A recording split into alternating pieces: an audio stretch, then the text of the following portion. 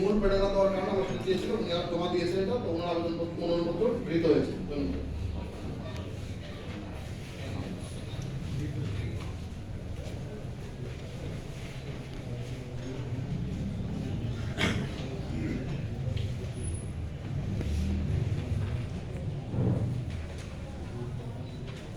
এরপরে সিলেট ৬ আসন নম্বর ২৩৪ জনাব জাহিদুর রহমান গণ অধিকার পরিষদ নাগরিক পরিষদ ছিল, উনি সাবমিশন করেছেন, ডকুমেন্ট দিয়েছেন।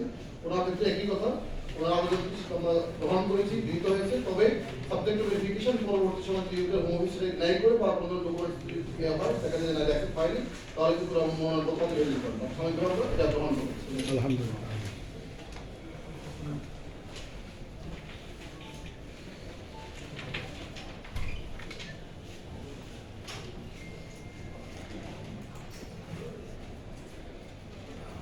তারপরে জনাব ফয়সাল আহমেদ চৌধুরী বাংলাদেশ জাতীয় দল, ওনার আবেদনটা পেন্ডিং ছিল মূলত একটা ইয়ের জন্য, ভূমিকা নেওয়ার জন্য। উনি জমা দিয়েছেন আজকে একটার মধ্যে, ওনার আবেদনটাও মনোনয়নপত্র গৃহীত হয়েছে।